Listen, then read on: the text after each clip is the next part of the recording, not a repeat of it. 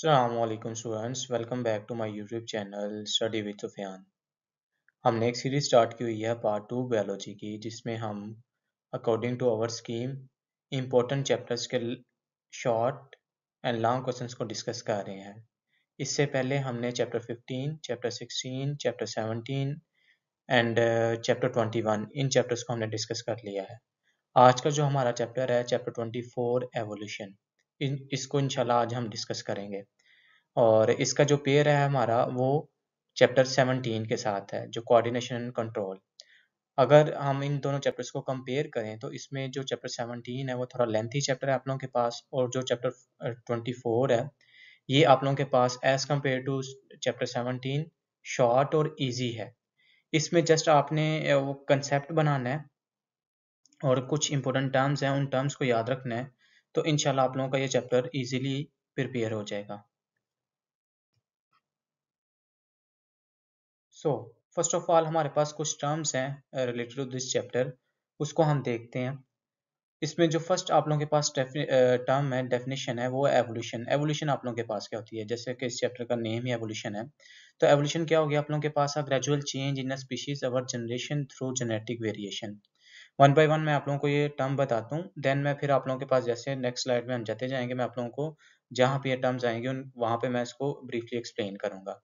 उसके बाद आप लोगों के पास है नेचुरल सिलेक्शन। नेचुरल सिलेक्शन क्या है, आप लोगों के पास process where individuals with favourable trade survive and reproduce more successfully. उसके बाद adaptation, a trade that helps an organism survive and reproduce in a specific environment. उसके बाद आप लोगों के पास है वेरिएशन। वेरिएशन क्या है, difference in a trade among individuals of the same species due to genetic mutations and recombination. Then mutation, mutation आप लोगों के पास क्या होगा, a sudden change in a DNA, इसको हम क्या बोलेंगे, म्यूटेशन बोलेंगे। देन स्पेसिएशन, स्पेसिएशन क्या है आप लोगों के पास, formation of a new species from a common ancestor due to isolation and evolutionary changes. Then आप लोगों के पास है survival of the fittest, individual best adapted to their environment survive and pass on their genes. Then fossil record आप लोगों के पास क्या होगा, preserved remains of ancient organisms that provide the evidence of a evolution. Then आप लोगों के पास है कन्वर्जेंट एंड डाइवर्जेंट। अच्छा, इसका आप लोग बेटा थोड़ा सा हिंट देख लें। कन्वर्जेंट का मतलब ये है आप लोगों के पास कि आप लोगों के पास डिफरेंट स्पीशीज हैं, अनरिलेटेड स्पीशीज हैं, लेकिन वो किसी एक पॉइंट पे आके इकट्ठी हो गई हैं, ठीक है। ये इस चीज को हम क्या बोलेंगे, कन्वर्जेंट बोलेंगे, ठीक है। और डाइवर्जेंट, डाइवर्जेंट के लिए आप लोग ये एक वर्ड याद रखें, डाइवर्स। मतलब वो सिंगल स्पीशीज थी, लेकिन वहां पे आगे जाके वो हमारे पास वो डाइवर्स हो गई, फैल गई, ठीक है। तो इसे हम क्या बोलेंगे, डाइवर्जेंट एवोल्यूशन बोलेंगे। कन्वर्जेंट वो किसी एक पॉइंट पे आके इकट्ठे हो गए, और डाइवर्जेंट वो आप लोगों के पास स्प्रेड हो गए। उसके बाद आप लोगों के पास है होमोलोगस स्ट्रक्चर। होमोलोगस आप लोग याद रख लें, यहाँ पे हिंट, होमोलोगस हेरिटेज, मतलब आप लोगों के पास उनका जो ओरिजिन होगा स्पीशीज का वो सेम होगा, ठीक है, बट आगे उनका जो फंक्शन है वो डिफरेंट हो जाएगा। और एनालोगस में आप लोग ये याद रख लें, एनालोगस से एक्शन, एक्शन से आप लोग ये याद रखें कि आप लोगों के पास जो उनका फंक्शन है वो आप लोगों के पास क्या होगा, वो सेम होगा, ठीक है। फंक्शन सेम होगा बट स्ट्रक्चर डिफरेंट होगा इस केस में। उसके बाद आप लोगों के पास है वेस्टिजियल ऑर्गन्स। वेस्टिजियल ऑर्गन्स वो होते हैं जो आप लोगों के पास ऐसे बॉडी पार्ट्स के जिनका एंसेस्टर में तो वो प्रॉपर फंक्शन परफॉर्म करते थे या उनका फंक्शन था, लेकिन जैसे जैसे आप लोगों के पास एवोल्यूशन हुई तो जो उनका फंक्शन है वो हमारे पास लॉस्ट हो गया, मतलब उनका अब कोई प्रॉपर फंक्शन नहीं है। आगे जाके हम इसकी एग्जाम्पल भी देखेंगे। उसके बाद आप लोगों के पास है genetic genetic drift. Genetic drift आप लोगों के पास क्या होगा, random change in allele frequency in a small population leading to evolution. One by one इंशाल्लाह मैं आप लोगों के साथ आगे इन टर्म्स को और भी एक्सप्लेन करूंगा। ओके स्टूडेंट्स, तो फर्स्ट ऑफ ऑल हमारे पास है व्हाट इज एवोल्यूशन। एवोल्यूशन आप लोगों के पास क्या होती है, मैं आप लोगों को एक सिंपल सी स्टोरी बताता हूँ, देन आप लोगों को एवोल्यूशन को समझना इंतहाई आसान हो जाएगा। फॉर एग्जांपल हमारे पास एक फील्ड है, एक बिग फील्ड है, उसमें टू टाइप्स ऑफ रैबिट है। एक की फर हमारे पास है वाइट, और एक की फर है हमारे पास ब्राउन।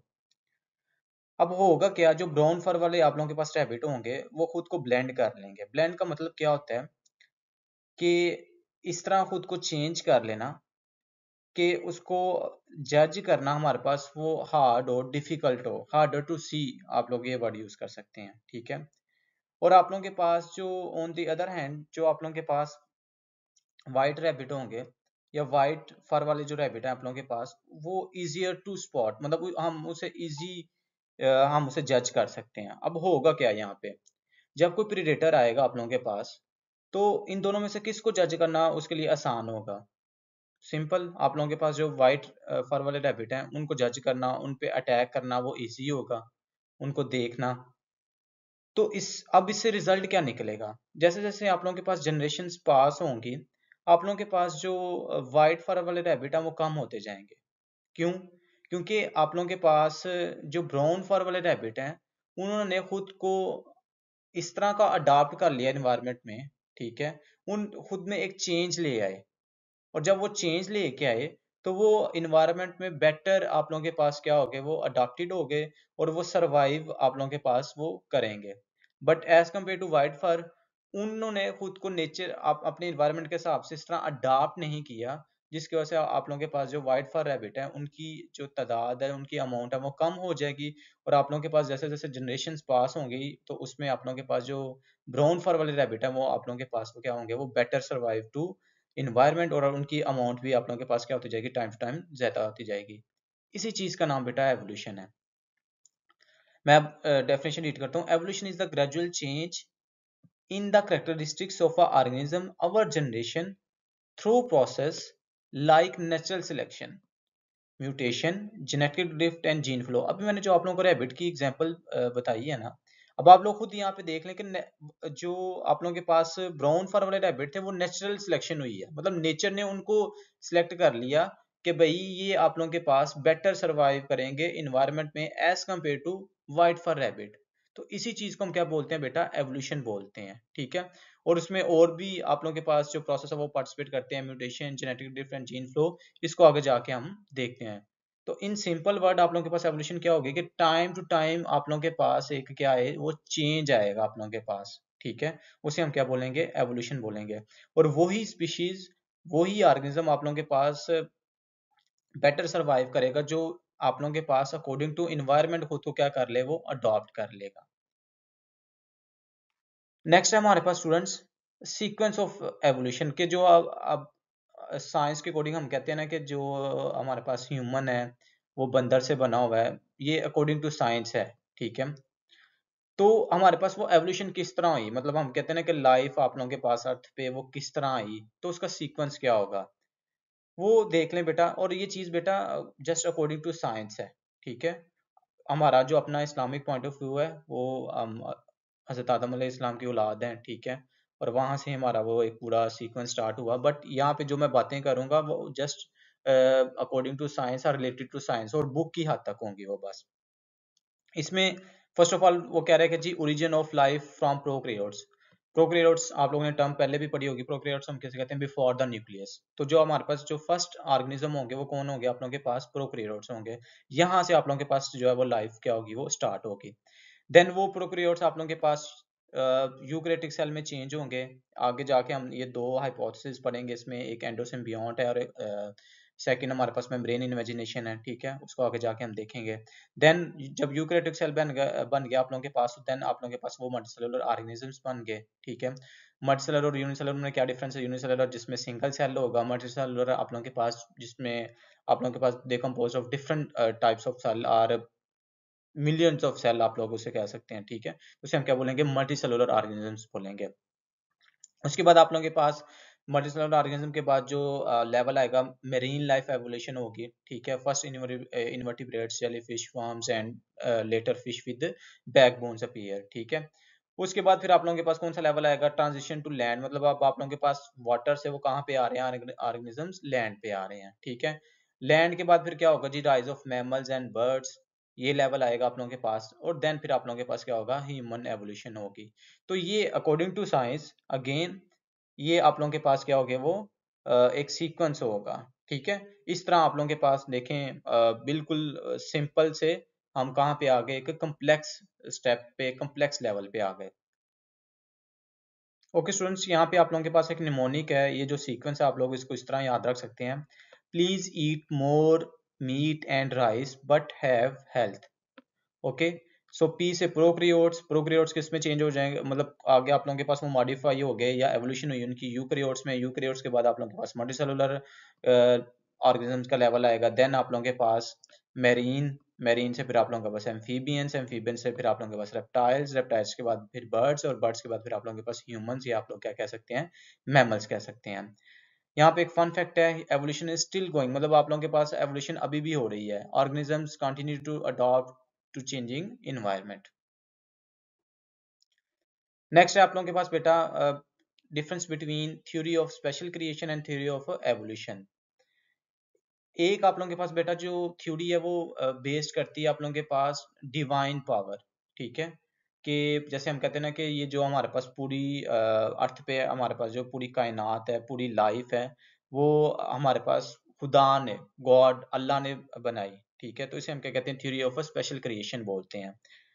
सेकंड जो आप लोगों के पास है थ्योरी ऑफ एवोल्यूशन, जो अकॉर्डिंग टू साइंस है, वो कहते हैं कि नहीं भाई ऐसा नहीं हुआ। आप लोगों के पास एक सिंपल स्टेप से जो है वो सारा प्रोसेस स्टार्ट हुआ, और सिंपल से वो चलते चलते चलते चलते आप लोगों के पास कहाँ पे आ गया, वो एक कम्प्लेक्स स्टेज पे, कम्प्लेक्स लेवल पे आया आप लोगों के पास, और फिर ह्यूमंस बने। तो यहाँ पे हम देखते हैं डेफिनेशन क्या है, belief in that all living beings were created by a divine power in their present form. और ये क्या कहते हैं कि जी scientific theory stating that the organism changes over time due to natural selection and genetic variation। इनके according हमारे पास origin of life क्या है, life appeared suddenly fully form, ठीक है, और इनके अकॉर्डिंग ये कहते हैं कि नहीं भाई ऐसा नहीं हुआ, एक टाइम के साथ आप लोगों के पास एक चेंज आया है, और then evolve into complex organisms, ठीक है। Change time over scientific basis, human origin, ठीक है, की स्पॉटर्स इसमें क्या क्या होंगे, तो आप लोगों ने इसमें से 2 से 3 जो पॉइंट्स हैं वो आप लोगों ने इसमें से वो याद कर लेने हैं, जो आप लोगों को इजी लगेंगे। ओके स्टूडेंट, नेक्स्ट है हमारे पास what is the difference between endosymbiont hypothesis versus membrane imagination hypothesis. अच्छा, अभी मैंने प्रीवियस स्लाइड्स में आपको बताया था कि हम एक आगे जाके का हाइपोथेसिस पढ़ेंगे कि जो हमें आइडिया देगा कि जो यूकैरियोटिक सेल है या यूकैरियोटिक सेल की ऑर्गेनाइज्म वो किस तरह बनी है हमारे पास, और वो किस तरह बनी है हमारे पास फ्रॉम प्रोकैरियोटिक सेल से हमारे पास वो बनी है। आप लोग ना फर्स्ट ऑफ ऑल इस इन टर्म्स को समझे आप लोग पहले। इसमें वो कह रहा है एंडोसिम्बियोंट हाइपोथेसिस। एंडो मीन इनसाइड, और सिम्बियोंट आप लोगों ने याद रखना बेटा कि हम बायो में टर्म यूज करते हैं सिम्बियोंट, किसी भी टू ऑर्गेनिज्म का एक क्लोज रिलेशनशिप, ठीक है, एक क्लोज रिलेशनशिप उसे हम क्या बोलते हैं, सिम्बियोंट बोलते हैं। सेकंड टर्म है आप लोगों के पास मेम्ब्रेन इन्वेजिनेशन। मेम्ब्रेन इन्वेजिनेशन का क्या मतलब होगा, फॉर एग्जाम्पल आप लोगों के पास ना एक वाइट पेज है, आप लोग ना उसको फोल्ड करना स्टार्ट करें, जब वो फोल्ड होगा ना आप लोगों के पास, तो वो उसकी कुछ पॉकेट्स बन जाएंगी, उसे आप लोग बिल्कुल आप इसी तरह समझेंगे कि जो आप लोगों के पास प्रोकैरियोटिक ऑर्गेनिज्म होगा, उसका जो सेल होगा ना, वो अपनी स्किन को फोल्ड करेगा, तो वहां पे वो उसकी मेम्ब्रेन जो है वो इन्वेजिनेट होगी, और वहां से हमारे पास डबल मेम्ब्रेन बॉन्डेड जो है वो ऑर्गेनेज बनेगी। अभी मैं आप लोगों को इसको एक्सप्लेन करता हूँ। ओके, सो फर्स्ट में हम देखते हैं एंडोसिम्बियोंट हाइपोथेसिस। एंडोसिम्बियोंट में आप लोगों के पास क्या होगा, एक आप लोग एक स्टोरी के तौर पे से समझ लें। आप लोगों के पास एक लार्ज प्रोकैरियोट है और एक स्मॉल प्रोकैरियोट है। अब इसमें होगा क्या कि आप लोगों के पास जो लार्ज प्रोकैरियोट है उसने स्मॉल को ईट कर लिया, इंजेस्ट कर लिया। अब इंजेस्ट करने के बाद बजाय इसके कि वो उसे डाइजेस्ट कर लेता, वो जो स्मॉल प्रोकैरियोट है वो उस लार्ज प्रोकैरियोट की बॉडी में उसने रहना स्टार्ट कर दिया, एक सिम्बियोट रिलेशनशिप उन दोनों का बन गया। वहां से ही आप लोगों के पास वो जो स्मॉल है वो चेंज हो गया आप लोगों के पास यूकैरियोटिक ऑर्गेनेलिज में, और उसमें जो मोस्ट इंपोर्टेंट ऑर्गेनेल आप लोगों के पास माइटोकॉन्ड्रिया एंड क्लोरोप्लास्ट, ठीक है। तो ये सिंपल सा एंडोसिम्बियोंट हाइपोथेसिस है, ये इसका कांसेप्ट है कि एक लार्ज प्रोकैरियोट है, उस स्मॉल को इंजेस्ट किया, और वो स्मॉल को जो उसने इंजेस्ट किया था बजाय इसके कि वो उसके डाइजेस्ट कर लेता, वो वहां पे उसकी बॉडी में उसने रहना शुरू कर दिया, ठीक है, इसे हम एंडोसिम्बियोट हाइपोथेसिस बोलते हैं, सिंपल, ठीक है। उसके बाद आपने बताना है कि इसका मेन आइडिया क्या है कि small bacteria like cells were engulfed and form a symbiotic relationship with the host cell. और इसका एविडेंस क्या होगा, आप लोगों के पास mitochondria and chloroplast have their own DNA like bacteria. Second आप लोगों के पास membrane invagination hypothesis. Membrane invagination hypothesis simple, जैसे मैंने आप लोगों को बताया कि आप लोगों के पास व्हाइट पेज है, उसको फोल्ड किया, उसमें पॉकेट्स बन गई, और वो आप लोगों के पास जो फोल्डिंग हुई है उसकी में ब्रेन की, वो आप लोगों के पास उसने डिफरेंट ऑर्गेनेल्स को फोल्ड कर दिया, ठीक है। उन ऑर्गेनेल्स की आप लोगों के पास क्या बन गई, आप लोगों के पास मेम्ब्रेन्स बन गई, ठीक है। तो इसमें यही है आप लोगों के पास internal organelles like nucleus and endoplasmic reticulum formed by a plasma membrane in foldings. is in ancestral prokaryotic cells. The cell membrane folded inward creating a internal compartment. मतलब ये हमें ये आइडिया देता है कि आप लोगों के पास अभी हम कहते हैं ना जो यूकेरियोटिक सेल होता है उसमें जो ऑर्गेनेल्स हैं वो मेम्ब्रेन बॉन्डेड होती हैं, तो वो ये बता रहा है कि वो मेम्ब्रेन आप लोगों के पास किस तरह बनी। ठीक है, तो वो इस हाइपोथेसिस के अकॉर्डिंग हमें उसका आइडिया मिलता है। नेक्स्ट आप लोगों के पास यहाँ पे एक डायग्राम भी है, ये आप लोग देख सकते हैं। फर्स्ट ऑफ ऑल एक बस इसे एक स्टोरी के तौर पे याद रख लें। वही आप लोगों के पास एक लार्ज प्रोक्रिएटर था, उसने स्मॉल को इनगल्फ कर लिया, बजाय इसके कि वो उसको डाइजेस्ट करता वो उसकी बॉडी में उसने रहना शुरू कर दिया, एक सिम्बियोट रिलेशनशिप बन गया और उसके बाद वो आप लोगों के पास माइटोकॉन्ड्रिया और क्लोरोप्लास्ट में क्या हो गया, वो चेंज हो गया। ठीक है, मेम्ब्रेन इन्वेजिनेशन में क्या होगा कि आप लोगों के पास वो जो उसकी मेम्ब्रेन थी, जो उसकी आप लोग इस तरह समझ लो उसकी जो स्किन थी वो इनवर्ड आप लोगों के पास वो फोल्डेड होना शुरू हो गई, और टाइम टू टाइम क्या हुआ आप लोगों के पास कि वो आप लोगों के पास उन ऑर्गेनेल्स की क्या कब बन गई, उनकी मेम्ब्रेन्स बन गई वो। ठीक है, तो इसे हम क्या बोलते हैं, वो एंडोस फर्स्ट वन एंडोसिम्बियंट हाइपोथेसिस और second one is membrane invagination hypothesis. और इसमें जो मेन ऑर्गेनेल्स आप लोगों ने बेटा याद रखनी है, जैसे हम कहते हैं न्यूक्लियस, प्रोकैरियोटिक और यूकैरियोटिक में मेन डिफरेंस ही क्या है। मोस्टली बच्चे बोलते हैं ना कि sir prokaryotes before the nucleus and eukaryotes after the nucleus या ट्रू न्यूक्लियस। बिल्कुल ठीक है, उसमें और जो आप लोग टेक्निकल इसमें डिफरेंस आप लोग बता सकते हैं ना, वो ये है कि आप लोगों के पास उसमें जो न्यूक्लियस होगा ना वो मेम्ब्रेन बॉर्डन नहीं होता, लेकिन जो यूकैरियोट है उसमें जो न्यूक्लियस होगा आप लोगों के पास क्या होगा, वो मेम्ब्रेन बॉर्डन होगा। ठीक है, तो ये मेन डिफरेंस आप लोगों ने आप लोग बता सकते हैं। तो और ये हाइपोथेसिस इसी चीज के रिलेटेड है। नेक्स्ट यहाँ पे देख लें आप लोगों के पास एंडोसिम्बियंट हाइपोथेसिस हमें क्या बता रहा है, एक्सप्लेन्स माइटोकॉन्ड्रिया एंड क्लोरोप्लास्ट, और मेम्ब्रेन इन्वेजिनेशन हमें क्या बता रही है हाइपोथेसिस, वो tell me about the nucleus and the ER means endoplasmic reticulum. Understand. Fun fact क्या होगा इसका, these two hypothesis work together to explain the eukaryotic cell evolution, कि मतलब आप लोगों के पास जो यूकैरियोटिक सेल है वो किस तरह बना आप लोगों के पास।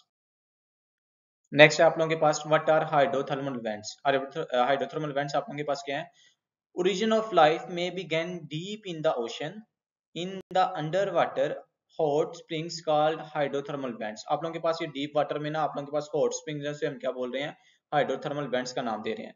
these vents could have supplied to energy and raw material for the origin and survival of a early life forms। मतलब आप लोगों के पास हम कहते हैं कि जो लाइफ स्टार्ट हुई है इन द बिगनिंग, वो आप लोगों के पास कहाँ से स्टार्ट हुई है, वो हाइड्रोथर्मल वेंट से हुई है। अंडरस्टैंड। उसके बाद आप लोगों के पास है what do you mean by decent with modification. Very important term. First मैं इसको रीड करता हूँ, देन मैं इसको एक्सप्लेन करता हूँ। Descent with modification is the passing of traits from parents organisms to their offspring with gradual change our generation।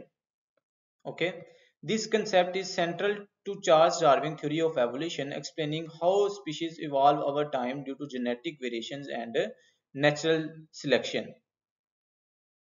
Okay students, यहाँ पे आप लोगों को मैं एक स्टोरी बताता हूँ, फिर उस स्टोरी से आप लोगों को ये जो टर्म है ना डिसेंट विद मॉडिफिकेशन, इसका इसका कंसेप्ट क्लियर हो जाएगा।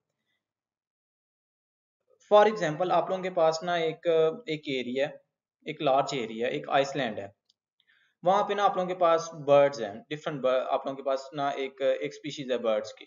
ठीक है, अब वहां पे ना आप लोगों के पास जैसे जैसे जनरेशन पास होंगी उनके बेबीज आप लोगों के पास वो बेबीज प्रोड्यूस करेंगे। ठीक है, कुछ बेबीज की जो बीक्स हैं मतलब चूंच आप लोगों के पास छोटी होगी, कुछ की आप लोगों के पास लॉन्ग बीक होगी। अब स्टार्ट में जो उनकी बीक्स थी ना वो छोटी थी, जैसे जैसे आप लोगों के पास बेबीज प्रोड्यूस हुई, कुछ की जो बीक्स है वो आप लोगों के पास लॉन्ग थी। अब हुआ क्या कि जो लॉन्ग बीक्स वाले थे वहां पे जो उनका फूड का सोर्स था वो फॉर एग्जांपल कोई फ्रूट था, और उस फ्रूट से वो फूड को ना एक्सट्रैक्ट करते थे। अब जो लॉन्ग बीक वाले हैं ना वो उनके लिए ये चीज ज्यादा इजी होगी कि उस फ्रूट जो आप लोगों के पास एक फल है वहां से जो फूड को एक्सट्रैक्ट करना, क्योंकि उनके पास लॉन्ग बीक है as compared to short beak वाले बर्ड्स। तो ये क्या हुआ कि आप लोगों के पास टाइम टू टाइम फिर हुआ कि आप लोगों के पास जो लॉन्ग पीक वाले आप लोगों के पास बर्ड्स थे उनकी जो आप लोगों के पास पॉपुलेशन है वो ज्यादा होती गई, और जो आप लोगों के पास शॉर्ट बीक वाले थे वो आप लोगों के पास क्या हो गए, वो उनकी जो अमाउंट है वो तादाद है वो कम होती गई। अब अब इसी चीज को आप अप्लाई करें डिसेंट विद मॉडिफिकेशन, कि आप लोगों के पास जैसे जैसे वो बेबीज हुए, ठीक है, उसमें से कुछ शॉर्ट वीक वाले थे, कुछ लॉन्ग वीक वाले थे। तो जो आप लोगों के पास लॉन्ग वीक वाले थे वो डिसेंट विद मॉडिफिकेशन, मतलब उन्होंने खुद को उनके जेनेटिक मेकअप में कोई ऐसे चेंज आया, मतलब उनके फॉर एग्जांपल कोई म्यूटेशन हो गई जिनकी वजह से उनकी जो बीक है वो लॉन्ग हो गई, मतलब बड़ी हो गई, ठीक है। और जब वो आप लोगों के पास लॉन्ग पीक हुई तो वो शॉर्ट पीक वाले से आप लोगों के पास as compared to short peak वो ज्यादा फिटेस्ट थे to survive in the environment, या ज्यादा अडाप्टेड हो गए इन्वायरमेंट में, ठीक है। तो इसी चीज को तो हम क्या कहते हैं, एवोल्यूशन है, ठीक है। कि आप लोगों के पास अपने इन्वायरमेंट में जो ज्यादा अडॉप्ट करेगा उसको, ठीक है, अडॉप्ट करने के बाद फिर उसमें वो सर्वाइव करेगा। तो यही चीज है कि आप लोगों के पास जो पहले थे बर्ड्स उनकी जो बीक्स थी वो शॉर्ट थी, लेकिन जैसे जैसे आप लोगों के पास जनरेशन गुजरती गई तो आप लोगों के पास लॉन्ग बीक वाले बर्ड्स प्रोड्यूस हुए। तो इसे हम क्या बोलेंगे, डिसेंट विद मॉडिफिकेशन बोलेंगे। यहाँ पे आप लोगों के पास कुछ की एस्पेक्ट्स हैं ऑफ डिसेंट विद मॉडिफिकेशन। उसमें जो फर्स्ट वन है आप लोगों के पास इनहेरिटेंस ऑफ ट्रेड्स, देन आप लोगों के पास genetic variation, then natural selection, and then आप लोगों के पास क्या हो गया, वो कॉमन एंसेस्ट्री होगी। तो आप लोगों ने वन बाय वन इसको फिर आगे एक्सप्लेन कर देना है। यहाँ पे आप लोग एक फन फैक्ट देख लें, the phrase descent with modification was Darwin original term before evolution become widely used. मतलब आप लोगों के पास जो डार्विन है वो डिसेंट विद मॉडिफिकेशन ये टर्म को यूज करता था। ये तो बाद में फिर एवोल्यूशन की टर्म आई और देन फिर ये फेमस हो गई। तो इससे पहले हम कौन सी टर्म यूज करते थे, डिसेंट विद मॉडिफिकेशन। नेक्स्ट है स्टूडेंट हमारे पास what is vestigial organ. Vestigial organs आप लोगों के पास क्या आते हैं। So vestigial organs are a body parts that have lost most or all of their original function through evolution but are still present in an organisms। तो in simple words आप लोगों के पास क्या होगा, वेस्टिजियल ऑर्गन्स क्या होते हैं आप लोगों के पास, मतलब या तो उनका फंक्शन कंप्लीटली लॉस्ट हो चुका हुआ है या सम हो वो फंक्शन परफॉर्म कर रहे हैं, ठीक है। जैसे मैंने आप लोगों को पहले ही बताया था कि एंसेस्टर में तो इनका कोई ना कोई फंक्शन है था, लेकिन जो आप लोगों के पास आगे फर्दर न्यू जनरेशन आई तो उनमें इनका जो फंक्शन है या तो वो बिल्कुल ही खत्म हो गया या थोड़ा बहुत आप लोगों के पास है। जैसे ह्यूमन के केस में हमारे पास जो एग्जांपल है अपेंडिक्स, मोस्टली आप लोगों ने सुना होगा कि जी अगर हम अपेंडिक्स को मोस्टली आप लोगों के पास जो पर्सन है उसका ऑपरेट करवाते हैं तो हम कहते हैं कि जी अगर अपेंडिक्स रिमूव कर दें तो कोई इशू नहीं है, ठीक है। वो इशू क्यों नहीं है, क्योंकि हमारी बॉडी में उसका एज सच कोई स्पेसिफिक फंक्शन नहीं है, ठीक है। इसलिए हम ये चीज बोलते हैं कि जी ठीक है अगर रिमूव कर देंगे तो नो प्रॉब्लम, ठीक है। इसी तरह आप लोगों के पास विजडम टीथ, ये एक एग्जांपल है आप लोगों के पास कॉक्सिक, ठीक है। उसके बाद एयर मसल, तो ये कुछ एग्जांपल्स हैं, आप लोगों ने इसकी डेफिनेशन लिख देनी है और साथ टू एग्जांपल के नेम लिख दें या उसको सम हो एक्सप्लेन भी करते हैं। उसके बाद यहाँ पे एक फन फैक्ट देखें आप लोग, vestigial organs do not always disappear completely, sometimes they evolve new function, for example the appendix may no play a role in gut bacteria storage. मतलब अब हम ये कहते हैं कि अपेंडिक्स का वैसे तो ऐसा कोई स्पेसिफाई फंक्शन नहीं है, लेकिन सम हो हमारे पास ये इम्यून सिस्टम में ये रोल प्ले करती है हमारे पास। उसके बाद है स्टूडेंट हमारे पास what is homologous and analogous organ. इसकी ट्रिक आप लोग याद रख लें, homo mean same, same origin, जब ओरिजिन सेम है तो आगे जो फंक्शन होगा वो डिफरेंट होगा। और एनालोगस से आप लोग याद रख लें, एना मीन एक्शन, मतलब फंक्शन, फंक्शन सेम है बट उनका जो ओरिजिन है वो डिफरेंट है। जैसे यहाँ पे ये देख लें आप लोग, organs that have same function, same structure and origin but may have different function, ठीक है। और इस केस में क्या होगा, organs that have a different structure and origin but perform similar function, एना एक्शन, ठीक है। और action means function, function same है बट आप लोगों के पास जो स्ट्रक्चर है वो डिफरेंट होगा। यहाँ पे homo same origin same structure but function different होगा। यहाँ पे जो एवोल्यूशनरी रिलेशन है ये टर्म, ये दोनों टर्म्स ना स्टूडेंट्स यहाँ पे एक दूसरे से रिलेट करती हैं, वो आप लोग इसको समझ लें, ये मैंने पहले भी आप लोगों को बताया। एक हम टर्म यूज करते हैं डाइवर्जेंट एवोल्यूशन और एक हम टर्म यूज करते हैं कन्वर्जेंट। डाइवर्जेंट आप लोग कोई भी टर्म है ना उसको ट्रिक से अगर याद रखेंगे तो ना फिर नहीं आप लोगों को वो भूलेगी। डाइवर्जेंट डी, डी से याद रखेंगे डाइवर्स, के सेम ओरिजिन और सेम स्ट्रक्चर तो था लेकिन उसके बाद वो डाइवर्स हो गई, जब डाइवर्स हुई तो उनका जो फंक्शन है वो डिफरेंट हो गया। और इस केस में आप लोगों के पास क्या होगा कि उनका बेशक स्ट्रक्चर और ओरिजिन डिफरेंट है लेकिन उनका फंक्शन एक जगह पे आके आप ये समझे कि वो इकट्ठा हो गया, एक पॉइंट पे आ गया, इसलिए हम इसे कहते हैं कन्वर्जन। कन्वर्जन का मतलब किसी एक पॉइंट पे आके क्या हो जाना, वो इकट्ठा हो जाना, ठीक है। उसके बाद फिर आप लोग इसके स्ट्रक्चर बता दें, देन आप लोगों के पास यहाँ पे फंक्शन, ठीक है। फिर उसके बाद कोई एग्जांपल बता दें, जैसे एग्जांपल यहाँ पे आप लोगों के पास 4 लिम्स ऑफ मैमल्स, ठीक है, human arm, well, flipper, bat, wings, horse leg, मतलब आप लोगों के पास ये कुछ एग्जांपल, जैसे ह्यूमन आर्म और वेल फ्लिपर की बात करें तो इनका जो सेम ओरिजिन और सेम स्ट्रक्चर होगा, बट इनका फंक्शन क्या है वो डिफरेंट है, ठीक है। यहाँ पे अगर हम बात करें wings of birds and insects, ठीक है, इनके विंग्स की जो स्ट्रक्चर है और ओरिजिन है वो तो डिफरेंट है, ठीक है, लेकिन उनका जो फंक्शन है वो आप लोगों के पास क्या होगा, वो सेम होगा। आप एग्जाम्पल इन वर्टिब्रेट्स, वर्टिब्रेट्स में जस्ट बता दें, एग्जाम्पल इन प्लांट्स में आप लोगों ने बताना तो वो भी आप लोग बता सकते हैं, उसको भी मेंशन कर सकते हैं आप लोग, लेकिन आप लोगों के बुक में रिलेटेड टू एनिमल उसने मेंशन की हुई है एग्जांपल। नेक्स्ट हमारे पास की डिफरेंस मैंने आप लोगों को पहले ही बता दिया है, होमोलोगस ऑर्गन आप लोगों के पास सेम ओरिजिन डिफरेंट फंक्शन, ठीक है, और analogous different origin same function. Homo आप लोग याद रख लें, इसका जो ट्रिक है आप लोगों के पास वो ये होगा कि जैसे यहाँ पे देखें हेरिटेज, मतलब आप लोगों के पास सेम उसकी एंसेस्ट्री होगी, सेम ओरिजिन है। जब एक चीज सेम है तो सेकंड चीज आप लोग उसे कह दें कि जो उसको ऑपोजिट कर दें, तो उसमें डिफरेंट फंक्शन है, ठीक है। और एना से आप लोग याद रख लें एक्शन, मतलब फंक्शन सेम है और ओरिजिन और स्ट्रक्चर को आप लोग क्या करते हैं, वो डिफरेंट करते हैं। उसके बाद स्टूडेंट आप लोगों के पास difference between natural and selection and artificial selection. अभी मैंने आप लोगों को जो पीछे बेटा दो एग्जांपल्स बताई हैं, जैसे रैबिट की बताई मैंने आप लोगों को, फिर उसके बाद मैंने बर्ड्स की बताई, तो वहां पे रैबिट के केस में ब्राउन रैबिट आप लोगों के पास वो ज्यादा अडाप्टेड था अपने इन्वायरमेंट के साथ। और अगर हम बात करें उसकी बर्ड्स के केस में जिसकी लॉन्ग बीक है, तो ये वो अपने इन्वायरमेंट में ज्यादा अडाप्टेड क्यों थे या फिटेस्ट क्यों थे, वो क्यों थे, क्योंकि नेचर ने उनको सिलेक्ट कर लिया, ठीक है। नेचुरल सिलेक्शन हो गई, मतलब बाय चांस उनकी जो बीक है वो आप लोगों के पास लॉन्ग थी।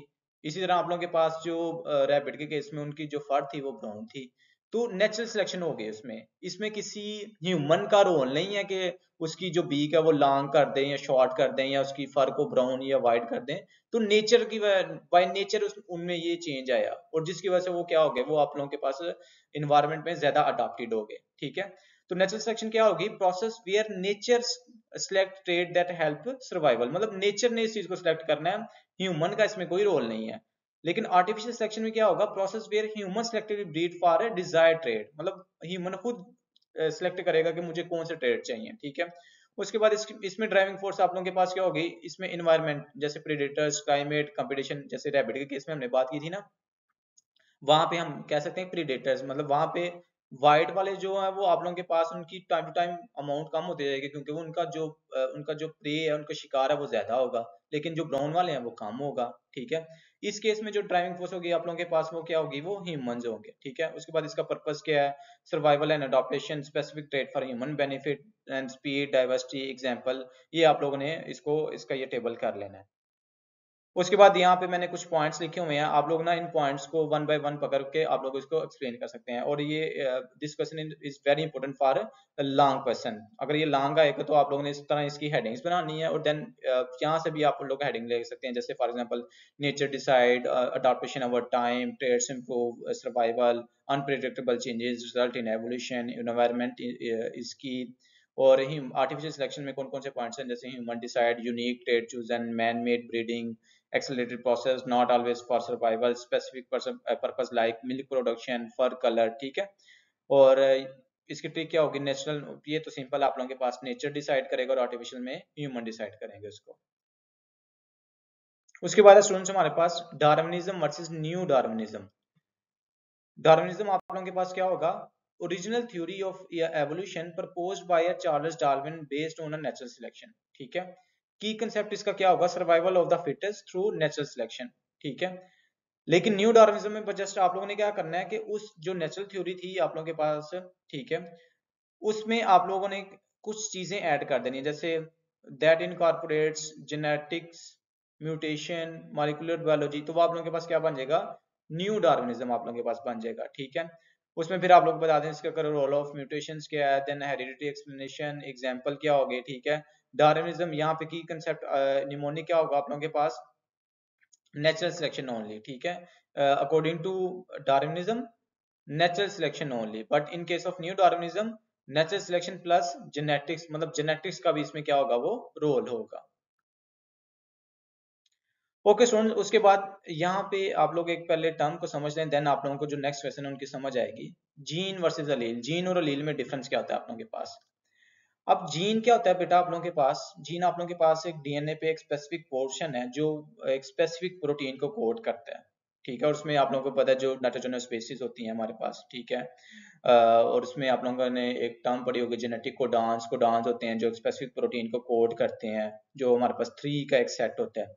अच्छा, अब यहाँ पे ना ये हमारे पास एक क्रोमोसोम है, ठीक है, अब यहाँ पे देखें तो इस क्रोमोसोम पे ना ये जीन है, ठीक है, ये आप लोगों के पास जो आई का कलर है, ठीक है, अब ये वाली जो जीन है ना ये ब्राउन कलर की है, और ये वाली जो जीन है ना आप लोगों के पास वो ब्लू की है।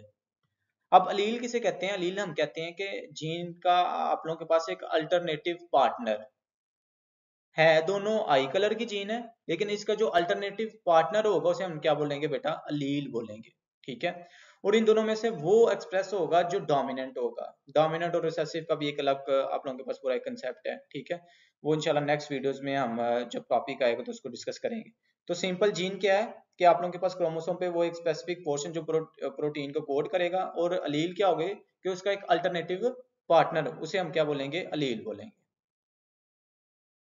ओके स्टूडेंट, नेक्स्ट क्वेश्चन है हमारे पास, define gene pool. Gene pool आप लोगों के पास क्या होता है, gene pool refers to the total collection of all the genes and their alleles. Gene और अलील का डिफरेंस मैंने आप लोगों को बता दिया है।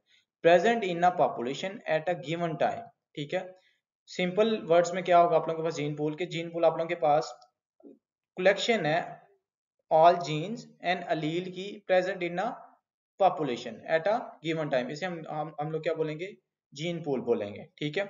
It represents the genetic diversity of a species or a population.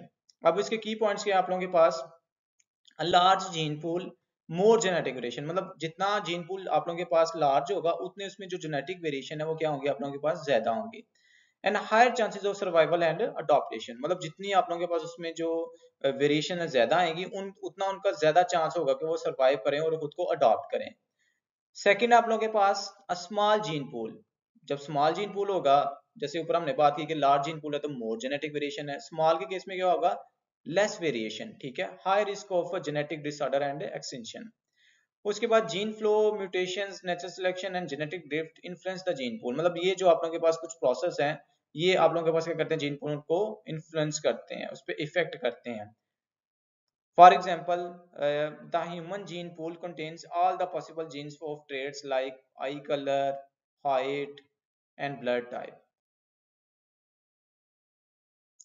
Next student हमारे पास explain genetic drift. Genetic drift आप लोगों के पास क्या होगी, genetic drift is a random change in allele frequency in a population over time due to chance events rather than the natural selection.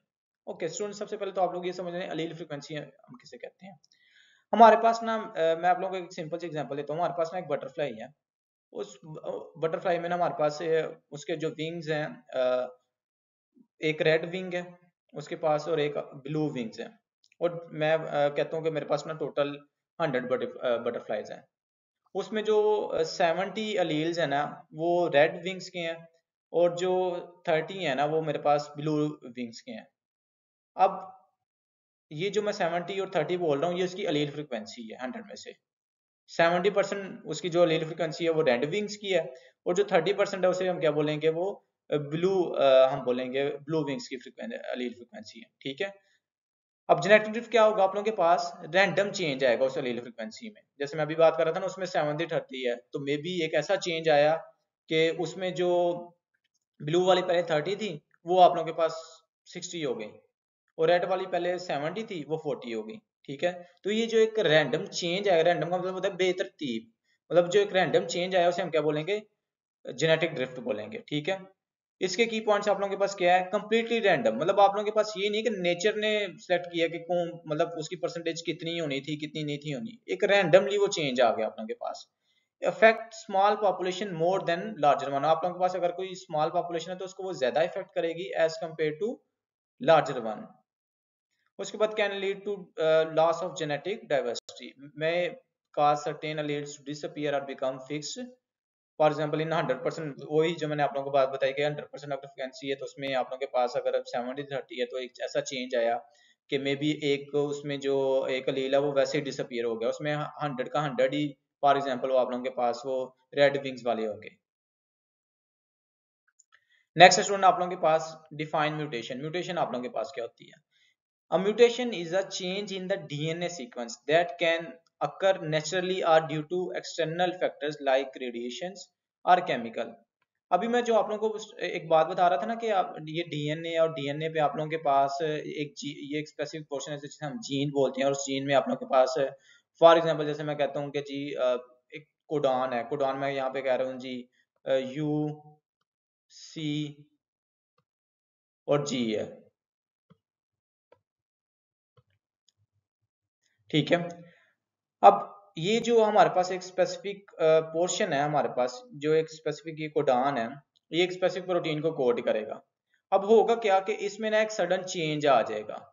For example UCG है ना, तो ये जी यू सी बन गया। इस चेंज को हम क्या बोलते हैं स्टूडेंट? म्यूटेशन बोलते हैं, ठीक है। अब ये म्यूटेशन नेचुरली भी हो सकती है और किसी एक्सटर्नल फैक्टर की वजह से भी हो सकती है, ठीक है। अब इसके इफेक्ट्स क्या होंगे? इफेक्ट इसके बड़े इंटरेस्टिंग है। समटाइम क्या होता है कि हमारे पास जो म्यूटेशन है ना वो न्यूट्रल होती है, मतलब कोई इफेक्ट नहीं होगा ऑर्गेनिज्म पे, चेंज आ भी गया है तो वो कोई उस पर इफेक्ट नहीं होगा। समटाइम वो बेनिफिशियल हो जाती है हमारे पास, provide an advantage in survival and reproduction, for example antibiotic resistant, ठीक है। मतलब आप लोगों के पास कुछ इस तरह का चेंज आ गया कि वो कोई ऐसी प्रोटीन बन जाएगी जो एंटीबायोटिक के अगेंस्ट जो है वो रेजिस्टेंस प्रोड्यूस करेगी, ठीक है।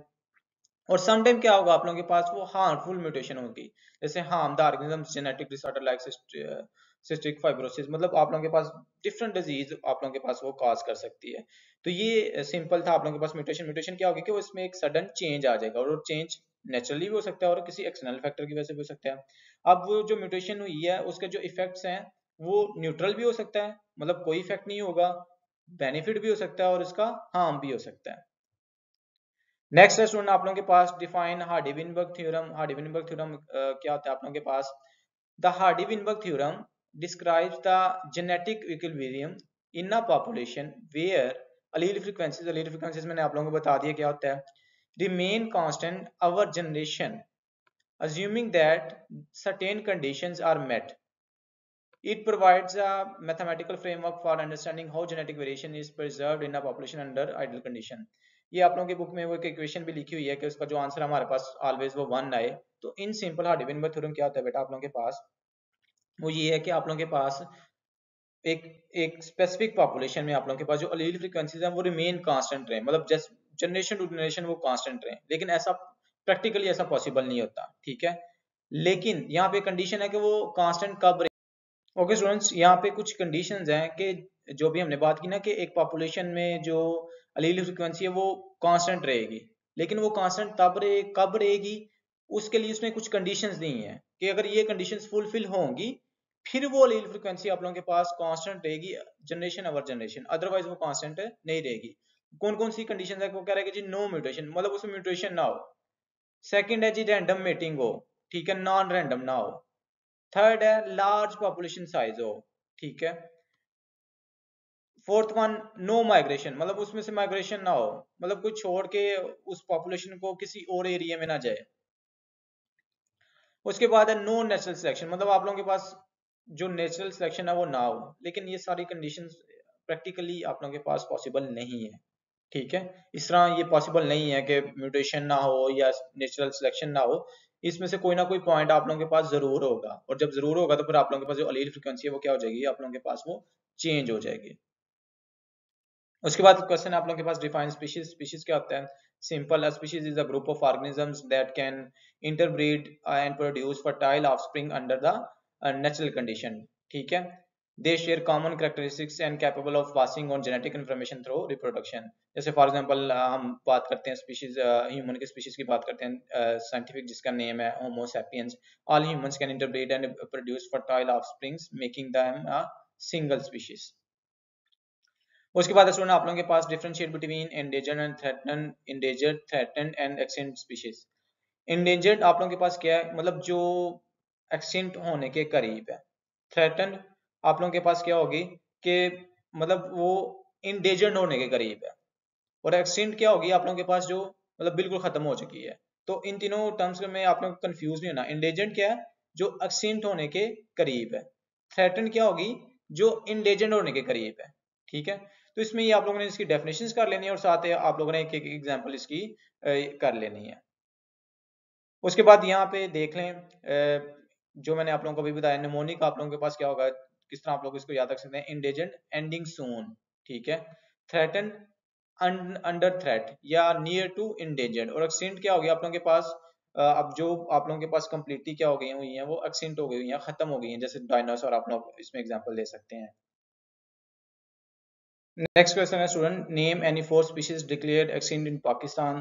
तो इसमें आप लोगों के पास कौन कौन से एग्जांपल है, चीता, crocodile, tiger, गेवियाल।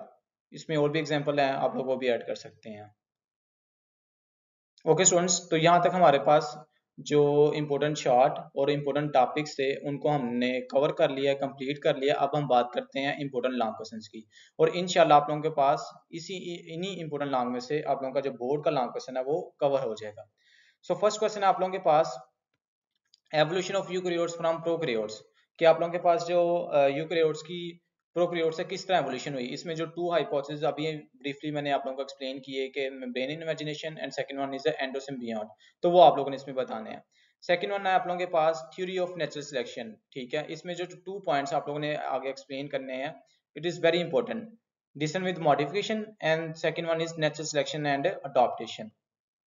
Next third question है difference between Darwinism versus neo Darwinism, ये भी हमने देखा। Fourth one, evidence of evolution, evidence of evolution from biogeography, ठीक है, फॉसिल रिकॉर्ड और एम्ब्रियोलॉजी। तो ये आप लोगों ने इसमें से करना है। अच्छा, यहाँ पे ना एक एनाटॉमी वाला भी इंपॉर्टेंट है, लेकिन एनाटॉमी वाले में जो आप लोगों को मैंने अभी पीछे टर्म्स बताई ना, होमोलोगस, एनालोगस, कन्वर्जेंट, डाइवर्जेंट, अगर वो लॉन्ग क्वेश्चन आ जाए तो आप लोग उन्हीं टर्म्स को इकट्ठा करके आप लोगों के पास वो लॉन्ग क्वेश्चन आपका कंपैरेटिव एनाटॉमी वाला बन जाएगा, ठीक है। उसके बाद फिफ्थ क्वेश्चन आप लोगों के पास difference between natural versus artificial selection, ठीक है। 6, ये भी मैंने आप लोगों को वो टेबल पूरा आप लोगों को बताया, वहां से आप लोग मटेरियल लेके इसको आगे एक्सप्लेन करते हैं।